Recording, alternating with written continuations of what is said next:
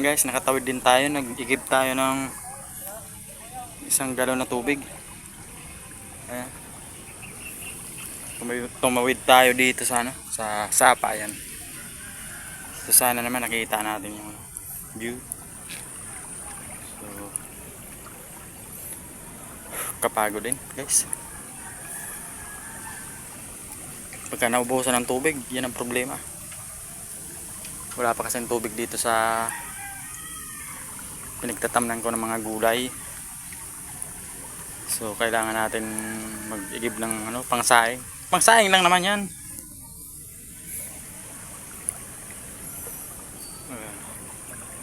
Hahatid ko muna yung aking ano, inigib na tubig yan, guys. So bye-bye.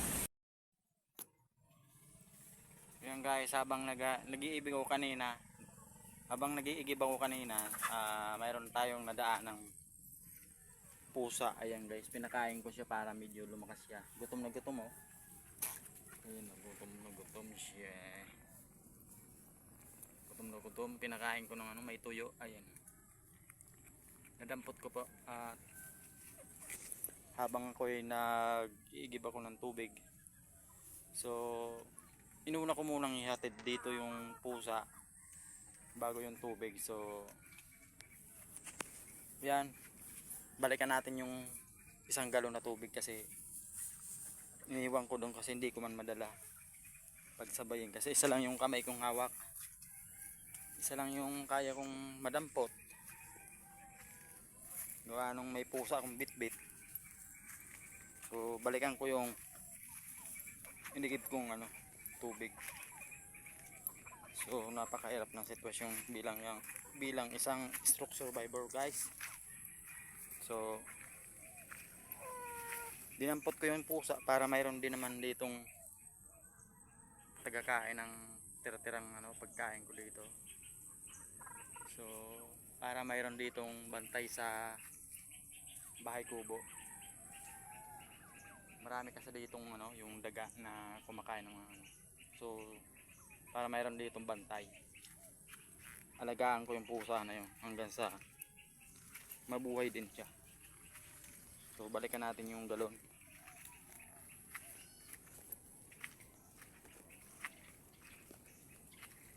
Napakahirap talaga ng sitwasyon bilang isang stroke survivor, lalong lalo na pag wala kang kasama, wala kang mauutusan. Napakahirap, guys. Kahit patapit-tapilok yung pako, sinikap kong mag-igib kasi wala naman ditong tubig sa kabila. So balikan natin yung inigib natin na tubig.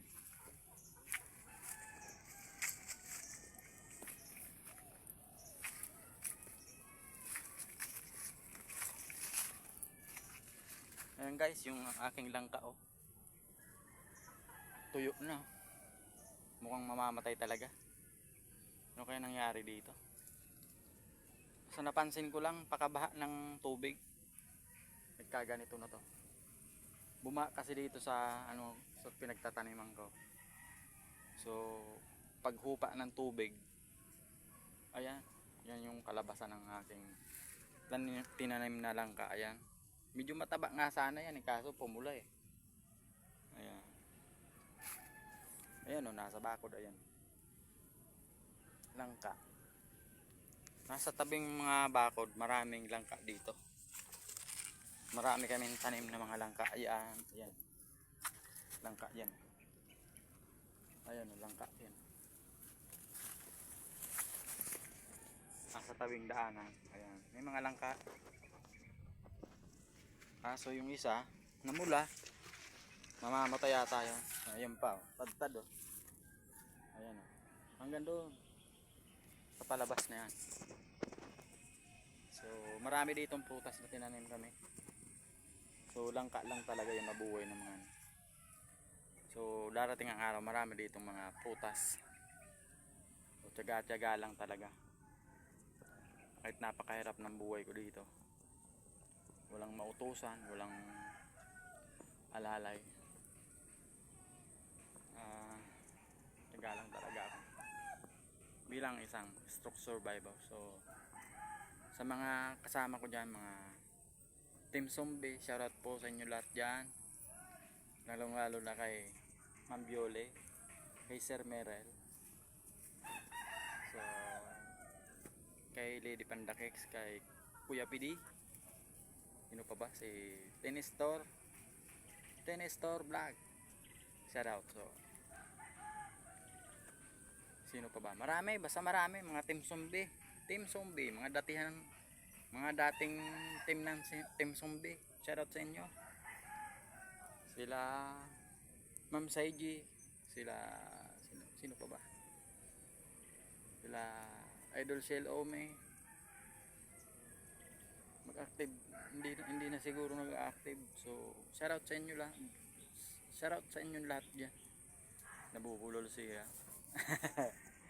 Pasensya nyo na kasi pagod ako eh. Ayun oh, malapit na yung galon ko.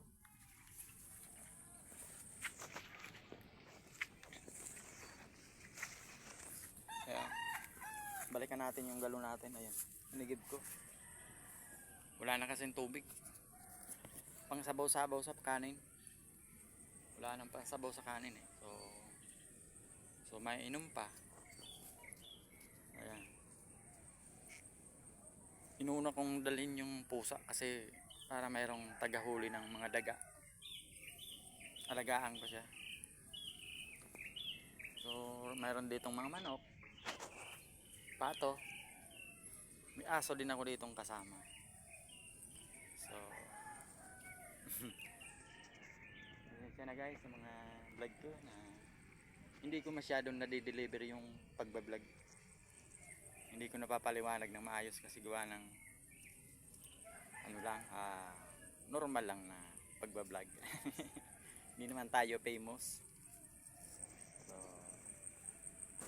sana masundan niyo yung ko.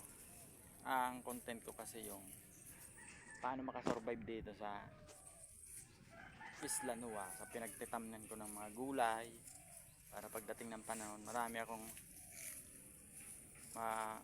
maani, kahit hindi masyado silang matataba yung mga pananim ko dito. So sana pagdating ng araw bumunga naman sila. Tiyaga lang guys. Problema ko dito yung mga pang spray, abono, yun ang problema ko dito. So guys, sa mga gustong mag-sponsor dyan, sponsor na. Ayun. Nandito lang, mayroon akong Gcash. Wala kasi akong trabaho. So baka naman maawa pa sa akin. Alam nyo naman, isa akong stroke survivor, nag-iisa sa buhay. So baka naman guys, kung mga gustong mag-sponsor dyan. Napakahirap ng buhay ko dito. So at least nakakagalaw naman nakakabalance na ng konti. So bumili nga ako ng Crocs, ng tsinelas, ayan oh. Kasi yung dati kong sinusot na Crocs, sabog na. Kailangan natin palitan para makalakad ako na maayos. So ayan. Bye bye. So ihahatid ko na yung galon na may tubig. Bye bye.